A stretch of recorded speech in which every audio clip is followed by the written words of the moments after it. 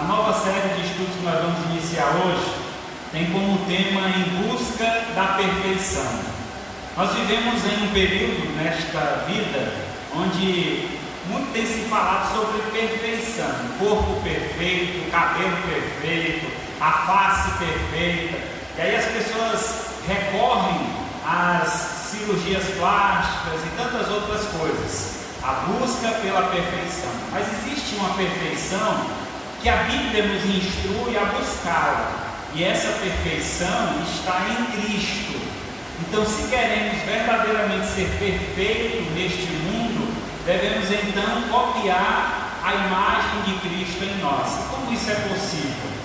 Nós temos um livro na Escritura que ele tem como base fundamental, quer dizer, a sua fonte, o seu foco é justamente apresentar Jesus como homem perfeito. Então, esse livro é o Evangelho de Lucas. Você pode abrir então nesse Evangelho. Então, Jesus é apresentado nos Evangelhos de forma diferente. Cada evangelista, cada Evangelho apresenta Jesus para um público diferente. Então, Jesus é apresentado em Marcos ou em Mateus como o rei, aquele que viria. Em Marcos é apresentado como servo, em Lucas é apresentado como homem perfeito, e aí em João ele é apresentado como Deus. São 4 evangelhos, 4 apresentações diferentes, e essas apresentações têm uma abordagem diferente. E ninguém melhor para falar de perfeição humana do que o médico, não é verdade? Aquele que estuda o corpo humano, estuda a estrutura humana. Então, Lucas, o escritor desse evangelho, ele não era apóstolo, ele era um discípulo de Jesus. Provavelmente ele nem conheceu Jesus pessoalmente, ele se converteu através da pregação de Paulo, começou a acompanhar Paulo na sua segunda viagem missionária. Então, nessa caminhada e ouvindo as histórias que Paulo contava a ele, e certamente os demais apóstolos, ele então passou a fazer uma apurada pesquisa. Então, além de ser médico, Lucas exerceu a função de pesquisador e teólogo, porque baseado nessa pesquisa, ele fundamenta uma teologia, e essa teologia, ela retrata justamente a pessoa de Cristo como homem perfeito. Então, vamos ver uma série de perfeições na vida de Cristo que devem também ser refletidas em nós. Quer dizer que nós também devemos aflorar esta perfeição em nossas vidas.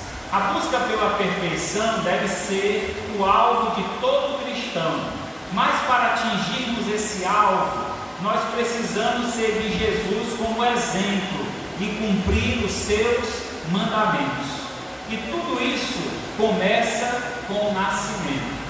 Então, abra sua Bíblia em Lucas, capítulo 1, versículo 26 ao 38, é o nosso texto base. Lucas, capítulo 1, 26 ao 38. Diz assim então a palavra de Deus.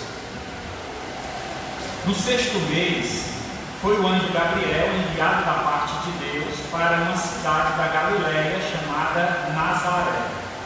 E uma virgem desposada com certo homem da casa de Davi, cujo nome era José. A virgem chamava-se Maria. E entrando o anjo onde ela estava, disse: Alegra-te, muito favorecida, o Senhor é contigo. Ela, porém, ao ouvir estas palavras, perturbou-se muito e pôs-se a pensar no que significaria esta saudação. Mas o anjo lhe disse: Maria, não temas, porque achaste graça diante de Deus. Eis que conceberá e dará à luz um filho, a quem chamarás pelo nome de Jesus. Este será grande, será chamado Filho do Altíssimo. Deus, o Senhor, lhe dará o trono de Davi, seu pai, ele reinará para sempre sobre a casa de Jacó, e o seu reino não terá fim.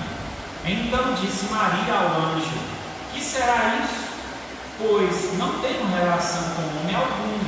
Respondeu então o anjo: descerá sobre ti o Espírito Santo, e o poder do Altíssimo te envolverá com a sua sombra. Por isso também o ente santo que há de nascer será chamado Filho de Deus. Isabel, tua parenta, igualmente concebeu um filho na sua velhice, sendo este já o 6º mês, para que aquele que dizia ser estéril, porque para Deus não há ou não haverá impossível em todas as suas promessas. Então disse Maria: aqui está a serva do Senhor, que se cumpra em mim conforme a palavra. E o anjo se ausentou dela. Maravilhoso Deus, Pai Santo, louvado seja o teu nome. Queremos mais uma vez, Senhor, em tua presença, rogar o teu nome, exaltar-te, ó Pai, porque só tu és merecedor de toda honra e glória. Mas pedimos, ó Pai, também, fala conosco nesta noite, por meio desta palavra, nos ensina, Senhor, a buscar esta perfeição que está em Cristo. Que possamos, ó Pai, extrair essas características, esses pontos importantes, para que então, Senhor, busquemos em nossa vida esta perfeição que te agrada, que nos faz cada dia mais semelhantes aos teus filhos ou ao teu filho.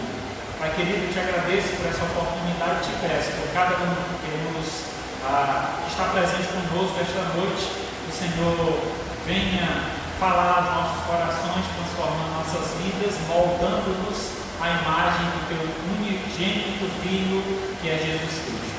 Te peço, te agradeço em nome dele, nosso Senhor e Salvador Jesus Cristo. Amém. Graças a Deus. O homem perfeito, ele é visto nesse texto como uma pequena criança que viria ao mundo, mas apesar de ser uma criança, sobre ele recai grande responsabilidade. Ele veio ao mundo para fazer a diferença. Então, o primeiro ponto com relação à busca pela perfeição é o perfeito nascimento. Jesus veio a este mundo sendo Deus, assumindo a forma humana, quer dizer, um ser extremamente poderoso, sem nenhuma limitação. Ele se limitou ao nosso favor. Ele veio a esse mundo provar que é possível ser perfeito. Há um ditado, que as pessoas costumam dizer sempre que erram, dizem que errar é humano. E aí a ideia de que o ser humano foi criado para errar. E isso é um grande erro pensar desta forma, porque Jesus Cristo é humano, ele se tornou humano e nem por isso ele errou. Ele conseguiu, com toda a dedicação ao Pai, com toda a sua ligação que ele tinha com o Pai, tornar-se um ser humano perfeito. E essa perfeição nos deixa então um exemplo para ser seguido. Mas como? O que é necessário que façamos para alcançar essa perfeição? O que podemos extrair desse nascimento que nos ajude a alcançar a perfeição? Então vamos entender primeiramente que a perfeição está no novo nascimento. Só é possível o ser humano ser perfeito quando ele nasce de novo. Jesus Cristo, ele teve um nascimento sobrenatural, diferente de nós. Para que uma criança venha ao mundo, é necessário que haja o contato físico entre o pai e a mãe, um homem e uma mulher. E ali gera-se uma criança. Quer dizer, é colocado a semente, o fruto dentro do ventre da mãe, e essa criança então vem ao mundo. Mas nesse processo, juntamente com a criança, vem também o pecado, porque assim como Adão pecou juntamente com Eva, eles transmitiram esse pecado para as futuras gerações. Adão é o nosso representante federal e seminal. O que quer dizer isso? Que todos nós estávamos em Adão. Todos nós somos filhos de Adão. E então Jesus veio a este mundo sem ter essa ligação com Adão. Ele passou a ser um novo Adão, quer dizer, uma nova criação de Deus, uma criação em perfeição, onde o pecado não foi inserido. Jesus é perfeito porque nasceu sem pecado. E eu pergunto, Maria tinha pecado? Sim, claro, porque ela veio de uma conjunção carnal entre um homem e uma mulher. Não que a conjunção em si seja o pecado, mas o pecado, a transmissão do pecado, ela é feita através da conjunção carnal. Sendo assim, Maria nasceu sim pecadora, e ela foi agraciada. É interessante nós pensarmos nesta palavra que é usada aqui para Maria, quando ele diz aqui a saudação, que é feita, Adão faz a Maria. Diz assim: alegra-te, muito favorecida. Então, Ave Maria, cheia de graça. Certamente você já ouviu essa expressão. Então, o que é ser cheia de graça? É cheia de favor imerecível. Então, quando o anjo chega e fala com Maria que ela era uma mulher muito favorecida, quer dizer que ela iria receber uma graça da qual ela não merecia. Um presente de Deus estava sendo entregue a ela, ou em suas mãos seria entregue. E esse presente é o próprio Filho de Deus, o único Filho de Deus. Queria reler aqui o verso 30 e o 31, que diz assim: mas o anjo lhe disse: Maria, não temas, porque achaste graça diante de Deus. Eis que conceberá, darás à luz a um filho, a quem chamarás pelo nome de Jesus. A palavra, o nome Jesus, ele tem o significado de Salvador. Então a palavra Jesus é uma palavra similar a Josué. É uma palavra hebraica, Josué, e essa palavra tem o mesmo significado, que é Salvador. Então Josué é uma palavra similar a Jesus. Era um nome comum, era um nome muito adotado naquele contexto ali judaico, durante aquele período. Houveram vários Jesus, mas esse Jesus era diferente, porque ele recebeu um título, e esse Jesus recebeu o título de Cristo, que é o Messias, é aquele que Deus enviaria, é o Salvador enviado pelo Senhor. E aí ele depois usa-se a expressão Emanuel, que quer dizer Deus conosco. E aí mais à frente ele diz que ele será chamado Filho de Deus, no verso 32. Então encontramos aqui o nascimento de uma pessoa muito especial, porque Jesus ele veio ao mundo como criança, mas com um papel, sendo ele já, digamos, se a gente puder usar essa expressão, adulto, porque Jesus Cristo é Deus, é a idade madura, um ser completo. E aí ele se resumiu a chegar a este mundo como uma criança e passar por todo o processo como uma criança. Jesus não era superdotado, não tinha poderes sobrenaturais, como em alguns filmes ou livros nós podemos ver. Jesus Cristo encontrando um pássaro morto, e aí faz ali uma mandinga, alguma coisa, aquele pássaro passa a voar novamente. Então Jesus não fazia isso quando criança, não. Pelo menos a Bíblia não relata se isso foi feito, não há registro disso. Isso é criação do homem. Mas entendemos que Jesus sim, ele veio ao mundo em um nascimento especial. E que nascimento é esse? Um nascimento do Espírito. Um nascimento onde o pecado não foi transmitido submetido a Ele, mesmo nascendo de uma mulher pecadora, ele não contraiu o pecado, porque o pecado não é transmitido através do sangue, mas sim através da conjunção carnal do homem para com a mulher, e a transmissão vem a partir do homem. Sendo Jesus fruto do próprio Espírito Santo, do próprio Pai, não tinha como haver essa mudança ou a infecção por esse vírus que é o pecado. Em João 3, capítulo 3, verso 3, encontramos uma história muito conhecida, a história de Nicodemos, um homem já velho que aproxima-se de Jesus e questiona o que ele deveria fazer para herdar o reino dos céus. E então Jesus diz a ele, no verso 3, a isso respondeu Jesus: em verdade te digo que, se alguém não nascer de novo, não pode ver o reino de Deus.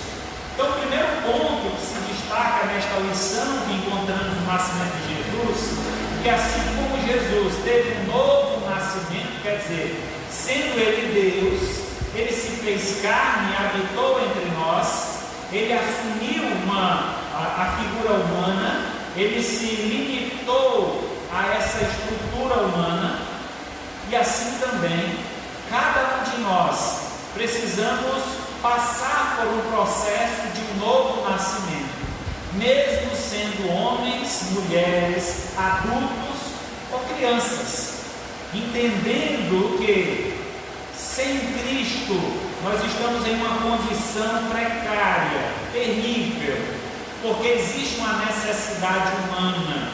Que necessidade é essa? A necessidade de nascer de novo, porque sem Cristo nós estamos mortos em nossos delitos e pecados. É o que diz lá em Romanos, capítulo 5, verso 12. Portanto, assim como por um só homem entrou o pecado no mundo, e pelo pecado a morte, assim a morte passou a todos os homens, porque todos pecaram. Estamos mortos, sem Cristo estamos mortos em nossos delitos e pecados.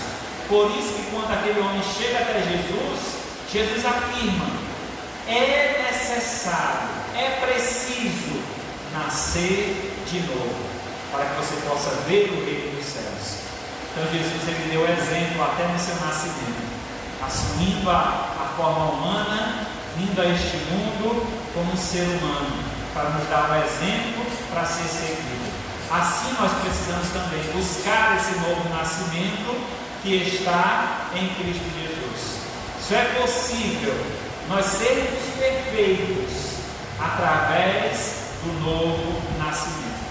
Além disso, a perfeição também está no propósito desse nascimento. Quando Jesus veio ao mundo, ele veio com um propósito. Ele não veio apenas para nascer e morrer, mas ele veio para cumprir um propósito, uma missão. No verso 32 ao 33, diz assim: este será grande e será chamado Filho do Altíssimo. Deus, o Senhor, lhe dará o trono de Davi, seu pai. Ele reinará para sempre sobre a casa de Jacó, e o seu reinado não terá fim. Aqui, Lucas está trazendo à tona uma profecia sobre o Filho de Deus. Havia então uma promessa que Deus tinha feito a Davi, na qual ele havia dito que para Davi que o seu reino jamais se apartaria da sua família. Quer dizer, as gerações futuras viriam sempre da linhagem de Davi. O rei, o Senhor dos senhores, viria da linhagem de Davi. Aqui nessa linhagem encontramos aqui Lucas apontando que José era da casa de Davi. Então José, o pai adotivo de Jesus, ele era da linhagem de Davi. Se eu não me engano, Maria também fazia parte dessa linhagem, porque ela era prima de José. Então assim havia uma ligação também nesta linhagem. Então Jesus já nasce na linhagem de Davi. Isso quer dizer, ele veio para cumprir um propósito, um reino que se tornaria eterno. Então nós temos um propósito de vida também. Nós viemos a esse mundo e somos chamados a nascer de novo, porque temos um propósito para a vida.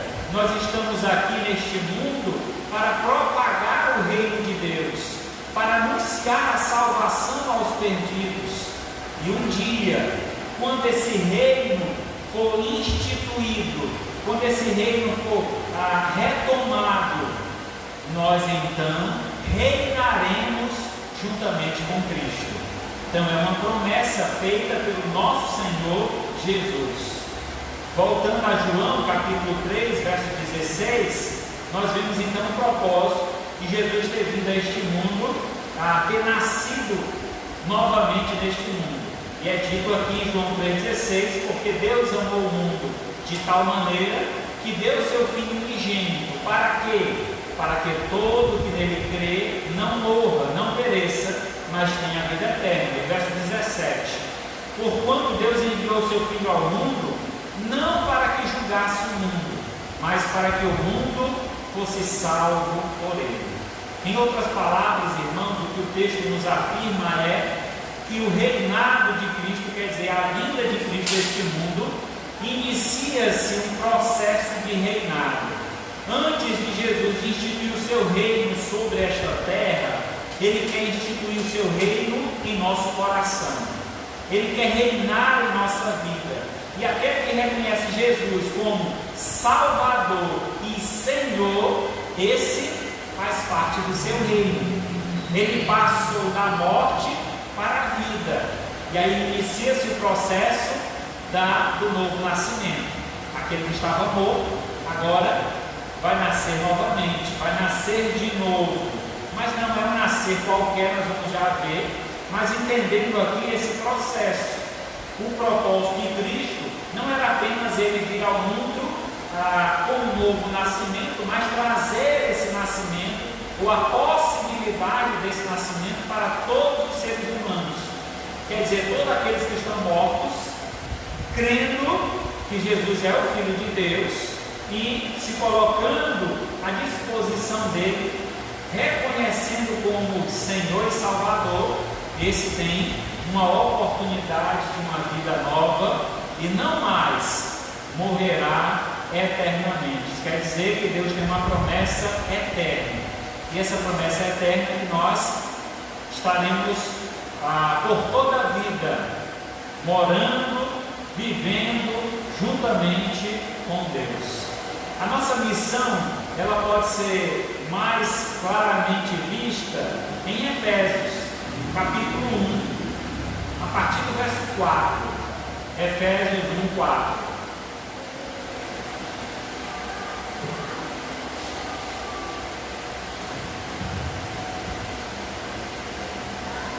Efésios 1,4 diz assim: assim como nos escolheu nele antes da fundação do mundo, para sermos santos e irrepreensíveis perante ele, em amor, nos predestinou para ele, para a adoção de filhos, por meio de Jesus Cristo, segundo o beneplácito da sua vontade, para o louvor da glória da sua graça, que ele nos concedeu gratuitamente no amado. Vamos lá, entendendo aqui esse chamado. O texto nos afirma que Deus nos escolheu antes da fundação do mundo. Antes mesmo que nós nascêssemos, Deus já havia tomado esta decisão de que nós seríamos filhos dele. Então ele nos fez com um propósito, mesmo tendo passado pelo pecado, mesmo tendo sido contaminado pelo pecado, Deus tomou a decisão de que de nós faríamos novas criaturas, e este novo homem, esta nova mulher, traria então uma representação para este mundo, sendo então ou tornando-se filho de de Deus. Essa filiação, irmãos, é algo extremamente especial e importante nós destacarmos. Entender o que é ser um filho. O filho, ele tem direitos e deveres. Como filho, nós temos o dever de obedecer o pai. O filho que desobedece o pai, o filho que se afasta do pai, o filho que não agrada ao pai, é um filho bastardo.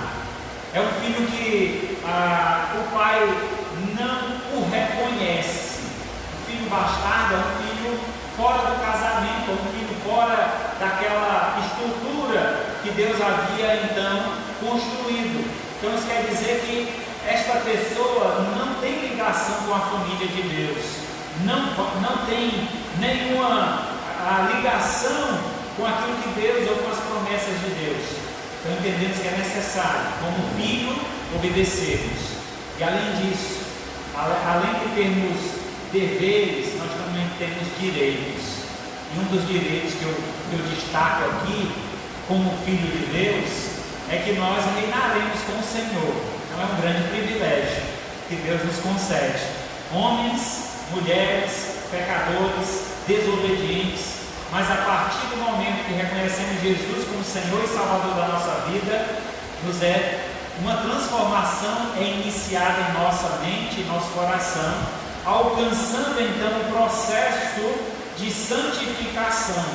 Aqui no texto ele fala sobre esse processo, no verso 4, quando ele diz que ele nos escolheu antes da fundação do mundo para sermos santos e irrepreensíveis. Aqui tem o DNA da perfeição. Então Deus, ele é santo.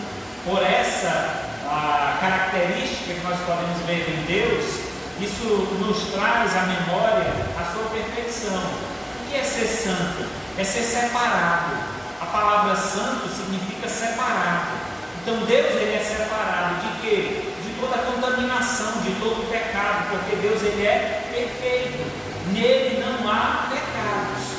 E quando Deus chama-nos como filhos, ele nos chama para sermos perfeitos, assim como ele é. E a palavra de Deus nos diz: sede santo, como o Senhor vosso Deus é santo. Então seja separado, separe-se desse mundo, separe-se do pecado, separe-se das práticas pecaminosas, para que então possamos receber a imagem e semelhança de Deus. E essa escolha, meus irmãos, ela foi uma escolha que partiu totalmente de Deus. Não foi nada que fizemos. Aqui o texto diz que a escolha que Deus nos predestinou para Ele, para a adoção de filhos, por meio de Jesus Cristo, segundo o beneplácito da sua vontade, o seu bem querer. Ele decidiu em seu coração nos escolher. E aí então, por conta disso, nós fomos feitos, verso 6, para o louvor da glória e da sua graça. Então foi para isso que fomos feitos, para louvar e engrandecer o nome do Senhor. Propósito não falta para nós como filhos de Deus: sermos santos, irrepreensíveis, sermos pessoas que refletem a glória de Deus, sermos pessoas que glorificam ao Senhor através da nossa vida.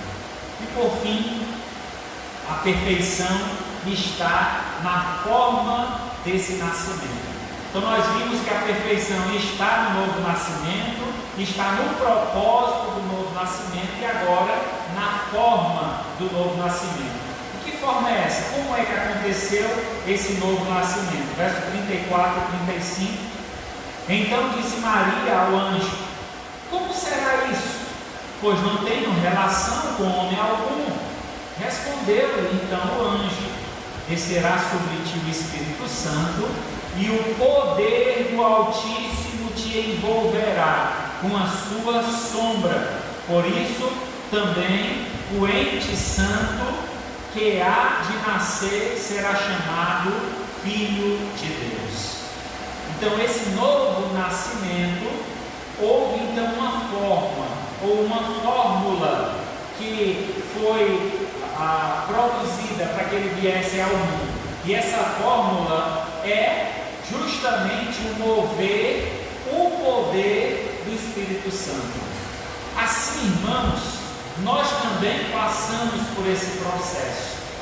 O Espírito Santo, ele é concedido a nós através do novo nascimento, para que então nós sejamos moldados, transformados. João 3, 5 a 7. Respondeu Jesus: em verdade te digo, quem não nasce da água e do Espírito não pode entrar no reino de Deus. O que é nascido da carne é carne, o que é nascido do Espírito é Espírito. Não te admires de eu te dizer, importa-te nascer de novo. É importante o novo nascimento. Não adianta, irmãos, a gente ver muitas vezes igrejas repletas, cheias de pessoas, e muitas vezes são pessoas vazias, que ainda não foram alcançadas pelo Espírito Santo, porque até mesmo elas não se permitem este mover do Espírito, esse enchimento do Espírito, essa transformação do Espírito, porque vão às igrejas apenas com o intuito de se beneficiar através da fé.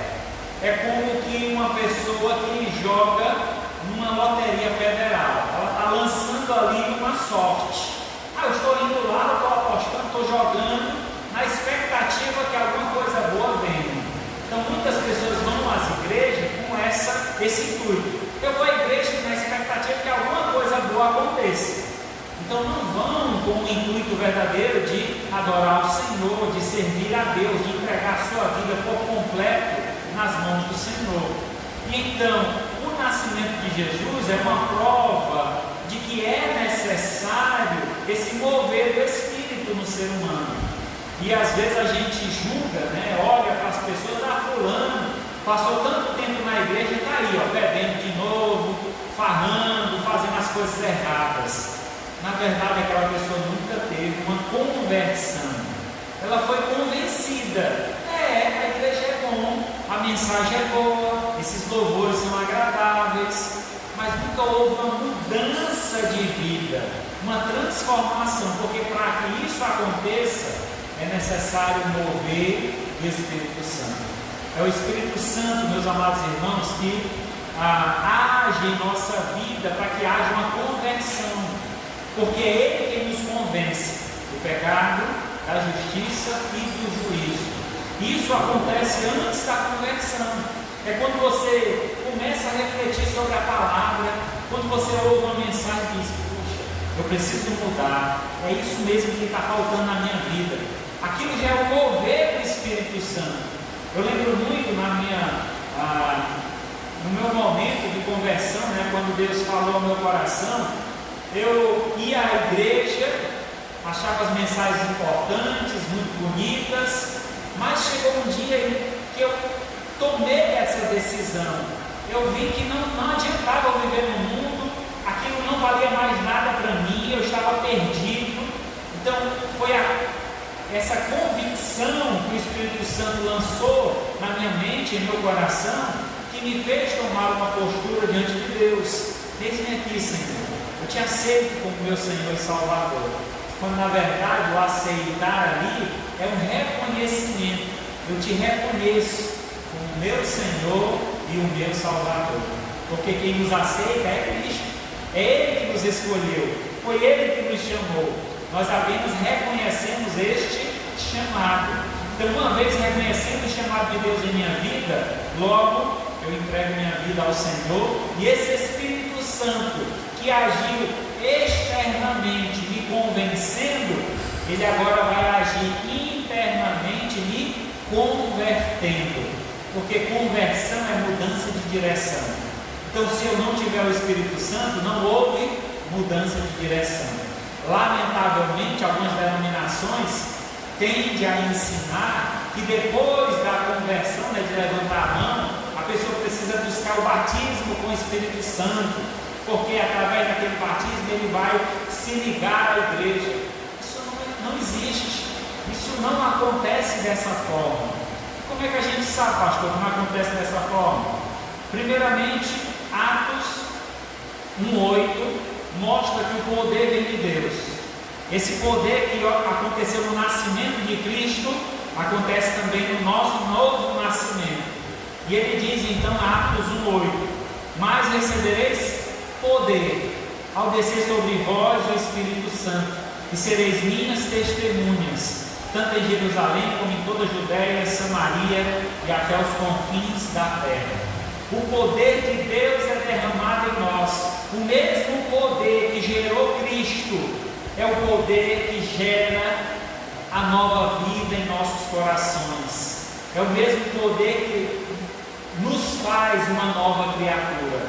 Antes, homens, mulheres, pecadores, desobedientes, e agora, filhos e servos de Deus. Então, uma grande mudança acontece no pecador que se arrepende. Efésios 1:13: em quem também vós, depois de ouvirdes a palavra da verdade, o evangelho da vossa salvação, tendo nele também crido, foste selado com o Espírito Santo da promessa. Então, quando é que esse Espírito, esse poder é derramado sobre nós, e quando ele começa a fazer as mudanças? No ato da nossa conversão. Então, não é algo que acontece posterior, não é algo que eu vou buscar depois da conversão, uma segunda bênção. Isso não existe. O que existe, que às vezes é confundido, é o enchimento do Espírito. Eu sou batizado com o Espírito ou no Espírito no ato da minha conversão, porque o batismo é o inserir o homem no corpo de Cristo, o membro no corpo de Cristo. Quer dizer, antes eu não fazia parte do corpo, mas agora o Espírito me insere no corpo. E esse inserir é justamente o batismo no Espírito Santo. Então o Espírito está por fora e por dentro. Imagina como um copo desse sendo mergulhado em um balde com água. Tem água por fora e água por dentro. Assim é o Espírito Santo, ele nos envolve e depois ele está dentro de nós, ele faz parte de nós. Assim, entendemos através dessa palavra aqui em Efésios, que no ato da conversão, quando ele diz, depois de ouvirtes a palavra, tendo também nele crido, quer dizer, eu ouço a palavra, eu creio em meu coração, e aí o que acontece? Eu sou selado. O Espírito Santo passa a habitar em mim.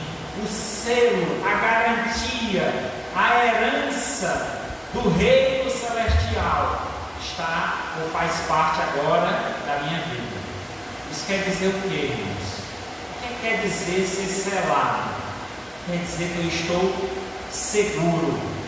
A salvação está garantida, é uma garantia de Deus. Uma vez que eu reconheço Jesus como meu Senhor e meu Salvador, e eu vivo para a glória dele, o Espírito Santo está sempre me protegendo, me guiando, me dirigindo, para que eu faça justamente aquilo que honra e glorifica o nome do Senhor. Então esse é o processo da perfeição. Ele se inicia no nascimento, nos dando então a oportunidade de nascer de novo através de Jesus Cristo. O novo nascimento nos traz um propósito de vida, eu vivo agora para a glória de Deus, e esse novo nascimento, ele tem uma fórmula, e essa fórmula é o agir do Espírito Santo em minha vida. Quer dizer, por meio do Espírito Santo, eu passo agora a agir como filho de Deus. Antes era apenas uma criatura, e agora eu sou filho de Deus. Concluindo então, a perfeição é um ato transformador de Deus em nossas vidas, por intermédio do Espírito Santo, em moldar-nos à imagem de Cristo em nós.